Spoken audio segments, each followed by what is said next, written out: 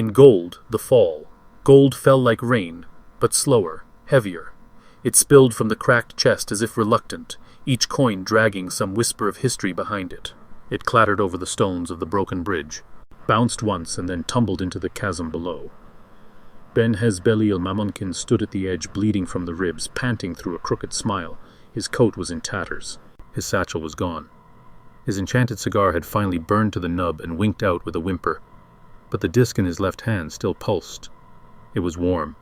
It was alive. Behind him, the vault stirred. "You took what was not offered," said the presence, and the words were not sound but pressure. Ben turned slightly, the firelight catching the crimson sheen of his tiefling eyes. He flicked the disc once, an idle habit, like someone flipping a coin. "Correction," he said. "I took what was dangled like a string before a cat. Temptation is not consent, and I never signed the dotted line." Tendrils of darkness, slick with memory and malice, rose from the abyss. The vault was not done. Ben looked up. The rope was still tied to the rock spire across the divide. The pulley rig was intact, if he jumped just right. He smiled. "Final verse, then," he said, and threw the disc down into the chasm, shattering it with a thunderclap of unbinding. And he ran. 3 weeks earlier. The Wyr and Whimsy. The tavern wasn't respectable. That was its greatest charm. The Wyr and Whimsy sat in a crooked alcove between two drowned streets on the southern edge of Mullenport.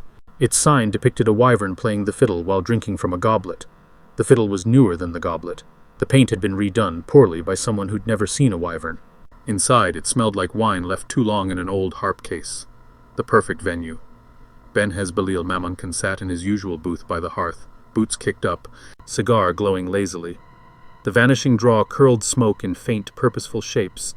Today's resembled skulls with little bow ties. Across the table sat the tavern's owner, Velza. She was human, mostly. Her left arm was prosthetic, made of elegant bronze filigree and filled with snuff powder, gears, and hidden compartments. Her hair was white, her eyes pitch black, and her smile had once charmed a beholder into giving her free wine for life. Ben liked her.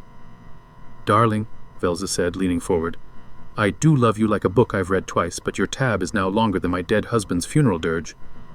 Ben puffed, unfazed. "That dirge had 4 movements and an encore. Also, I was there. And yet you paid for none of it." He bowed slightly. "Credit to your generosity." She sighed, sliding a letter across the table. No seal. No scent, just a crimson thread tying it shut. "The Vault of Rhimoras has opened. One singer may enter." Velza arched a brow. "Isn't that the myth about the god-song? The one that devours?" Ben grinned, plucking the thread. "Yes," he whispered. "And I've always wanted to duet with a god." The descent. The mouth of the vault was high in the obsidian cliffs of Emberhallow. Reaching it took 4 days, 3 bribes, and a brief detour to seduce a customs agent for a climbing permit. Ben arrived at dusk.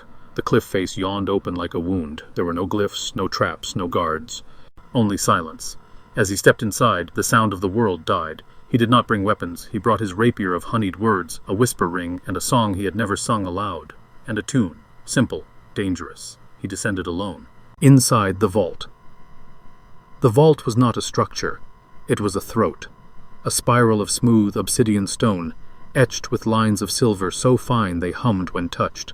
Not physically, but psychically. Each footstep pulled melody from the walls. Not echoes, replies. Ben reached the first threshold, marked not by a door, but by a memory. Suddenly he was 10 again, sitting in his father's study, hiding under the piano, as Elisar Mammonkin argued with a pale man with silver eyes and a wolf's smile. Their voices blurred, but one word pierced the haze. "Asset." He blinked. The vault released him. Test 1, memory tether. The second threshold burned. It pulled emotion, dragging every note of heartbreak and triumph he had ever crafted, mixing them like bad ink in a songbook. He fell to his knees, screaming laughter through tears. "This is mine," he muttered. "You don't get to remix my art." He sang through the pain, a nonsense tune, lilted, irreverent, rhymed betrayal with cocktail. The vault recoiled. He passed on. Finally, the core, a cathedral of silence, colossal, floating in the center, a chest of ancient wood, iron-bound, steaming faintly. Surrounding it, suspended cords, shapes made of sound, octagonal lattices drifting like jellyfish, vibrating with pre-music. They were not meant to be seen. Beneath it all, the presence. "You have come to bind," it said, not with voice, but in his own memory of his mother's bedtime song. warped. Ben stepped onto the central platform. "I have come," he said, "to sing." "Then do so." "But no, song is sacrifice, voice is self." He inhaled, and sang not the song of joining, but the song of severance. He had found it years ago in the Whispering Crypts of Palad, etched beneath a pile of bones that had once been a bard like him. The notes were simple, the meaning was not. The song unmade contracts, it shattered divine links, it was outlawed by every church. As he sang, the vault shook, chords snapped. The sound jellyfish popped like thought bubbles. The chest trembled, the presence withdrew. "Trickster!" it hissed. "Liar! Glutton of meaning!" Ben bowed mid-song. "Guilty." "You think this is victory?" "No," Ben said softly, stepping forward, wrapping his hands around the chest. "This is survival." And he ran. The escape. The vault collapsed inward behind him, not destroyed, just wounded.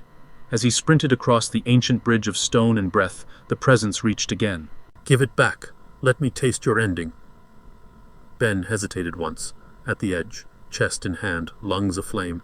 He dropped the disc, the heart of the vault, its lure. Its hook. As it shattered, light exploded from the abyss, and the vault screamed in denial. Benhezbeliil Mammonkin leapt, laughing. Aftermath. The Wyr and Whimsy. Again Velza. Dim poured a glass of plum gin as Ben, wrapped in a half-stolen coat, dropped a ruby the size of a sparrow onto the counter. "You died," she said flatly. He shrugged. Briefly. She poured herself a drink. "What did it cost you?" Ben looked at his reflection in the bar mirror. For the first time in years, the smoke from his cigar didn't curl in shapes. "I don't know," he said honestly. "Yet." Velza raised her glass. "To fortune, then." Ben clinked it. "To the next verse."